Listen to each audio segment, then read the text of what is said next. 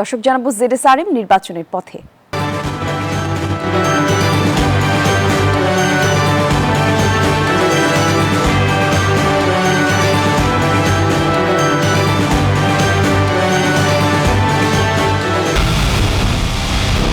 পুরো দেশের মুখে হাসি ফোটাতে নিজেকে হতে হয় স্ট্রং আর মনোবল হতে হয় স্পার্ক জিরো। জেডএসআরএম 25 বছরের পথ চলায় নিরাপদে রাখার প্রত্যয়ে।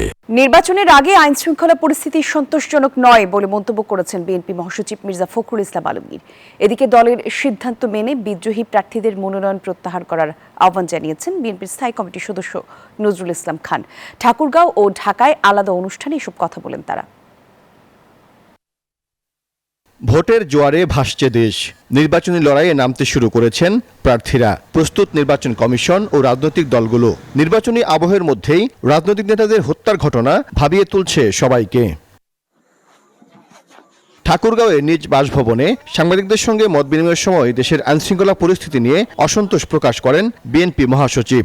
গোটা দেশের মানুষ তো অপেক্ষা করছে নির্বাচনের জন্য, কিন্তু আইনশৃঙ্খলা পরিস্থিতি যা দাঁড়িয়েছে সেটাতে আমি আপনার খুব সন্তুষ্ট হতে পারছি না।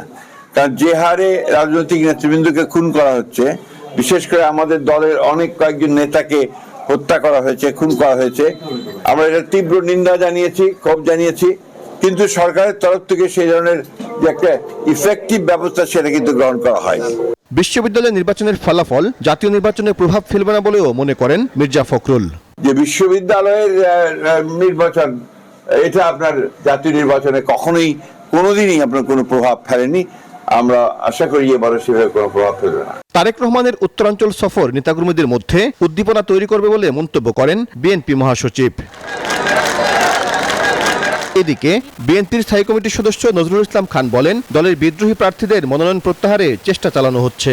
আমাদের মতো একটা এত বড় দলে যোগ্য প্রার্থী প্রচুর, সেখানে অনেকেই দলের সিদ্ধান্ত মনে করেছে আর কি, যে সিদ্ধান্ত হচ্ছে তাকে যদি মনোনীত করা হতো তাহলে আরও ভালো হতো। তো তারা সেই জন্য চেষ্টা করছে এবং প্রত্যাহারের সময় শেষ হয় নাই। আমরা আহ্বান জানিয়েছি তাদেরকে যে দলের সিদ্ধান্তের প্রতি যেন তারা শ্রদ্ধাশীল হয়ে তারা মনোনয়নপত্র প্রত্যাহার করেন। আমরা আশা করছি যে তারা প্রত্যাহার করবেন। অনেকেই অলরেডি প্রত্যাহার করার কথা জানিয়েছেন আমাদেরকে। তো সেই জন্য আমি মনে করি আর কি যে প্রত্যাহার করার সময়ের মধ্যেই এই পরিস্থিতির অনেক উন্নতি হয়ে যাবে। জিয়া উদ্যানে প্রয়াত চেয়ারপারসন বেগম খালেদা জিয়ার বর্ণাঢ্য কর্মজীবন নিয়ে বগুড়া মিডিয়া অ্যান্ড কালচারাল সোসাইটির আলোকচিত্র প্রদর্শনীতে কথা বলেন নজরুল ইসলাম খান। নির্বাচনের আগে আইনশৃঙ্খলা পরিস্থিতির উত্তরণে সরকারের প্রতি আহ্বান জানান তিনি। সাইফুল ইসলাম, নিউজ 24, ঢাকা।